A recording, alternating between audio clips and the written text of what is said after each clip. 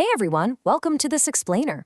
Now, if you've been exploring nouns and pronouns with us, you already have some pretty great tools in your toolkit. But today we're looking at the absolute cornerstone of the English language. We are going to master the verb be, which is quite literally the ultimate foundation for building your sentences. Okay, let's dive into this. Because honestly, the absolute best part about mastering this incredibly important verb, it all comes down to the number 3. There are only 3 present tense forms of this verb that you need to learn to completely transform your English. That's it. No way, right?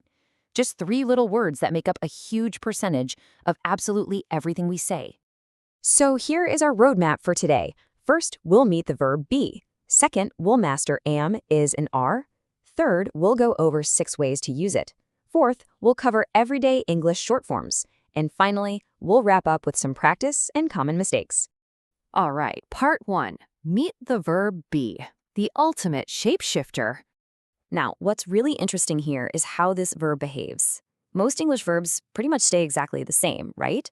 But be is a total shapeshifter. It completely changes its form depending entirely on who or what the subject is. Notice how the verb magically shifts from I am a student to Emma is a teacher to they are friends across these examples. Even though they're all fundamentally doing the exact same job, it's literally the same verb, just, wearing different outfits depending on the subject. Moving right along to part 2, mastering am, is, and are, the core blueprints. So the crucial point is that when we actually map this out, a super clear pattern emerges. For the word I, the verb is always am. I am. And get this, am is exclusively used for I. You're literally never going to use it anywhere else. Then we have he is, she is, and it is. And for the rest of the pack, we see you are, we are, and they are. Honestly, once you crack this code, the rest of the language just opens right up for you. But you might be wondering, what happens when you aren't just using simple pronouns? Well, the underlying logic is brilliantly simple, which, let's be real, is pretty rare for English. If your subject is just one single person or thing, like David or the city of London, it is singular, so it gets is. David is, London is. But if you're talking about 2 or more people or things, like John and Emma together, it's plural, so they get are.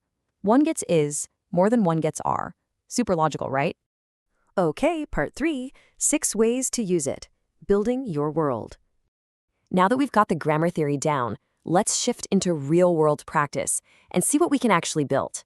We can talk about names, jobs, nationalities, age, feelings, and places. Think about the massive scope of everyday human experiences we can describe just by mastering this one single verb. It is absolutely the engine of small talk, introductions, and just general everyday connection. And this brilliantly illustrates how the verb acts as a bridge. It instantly connects a subject directly with vital information about their life, or their emotions or their location. For age, you'd say, I am 25 years old. For feelings, she is excited. For places, the children are in the park. That little bridge, am, is, are, holds the entire thought together perfectly. Let's move to part 4 and see how this builds into everyday English short forms, sounding like a local. All right, pivoting from textbook rules into how English is actually spoken on the street. Native speakers love to naturally squash these words together. Instead of taking the time to slowly say, I am happy, they just speed it right up. I'm happy. You are becomes your.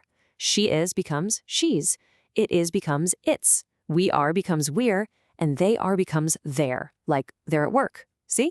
It's faster, it's fluid, and using these short forms is going to immediately make your spoken English sound so much more natural. Which brings us to our final section, part 5, practice and common mistakes, the final stress test. Now, I gotta warn you, it's really easy to fall into traps and start guessing things like, I is tired or we am ready. But hey, instead of guessing, we can just rely on our new blueprints. It's always going to be I am tired and we are ready. Matching the correct form of be to the subject every single time is absolutely key here. So let's test these blueprints in real time, all right? Quiz time. John and David blank brothers. Is it A, are, B, is, or C, am? I'll give you a second. Really think about the subject, John and David. Go ahead and shout the answer out. And the answer is A, are. Fantastic job if you got that. Because John and David are two people. It's a plural subject. And as we explored earlier, plural subjects always require are. Let's do one final quick challenge to see if you can properly recognize how a singular noun takes its verb. The dog blank in the garden. A, are, B, is, or C, am. Think about it. Is the dog one single thing or multiple things? Yep, the answer is B, is. The dog is in the garden. Huge congratulations. If you nailed those quizzes, you have successfully mastered these critical language building blocks. Now, to really lock this in, I want you to try putting it into practice right now. Here's a little homework for you. Take these 7 subjects, I, you, he, she, it, we, and they. Write one sentence for each of them using the correct form of the verb be, am, is, or are. Drop them down in the comments below so we can see what you come up with. So, you've mastered the building blocks. You can introduce yourself, describe the world around you, and build really solid, correct English statements. But here is the real question to ponder. You can build a statement for sure, but are you ready to ask, am I late?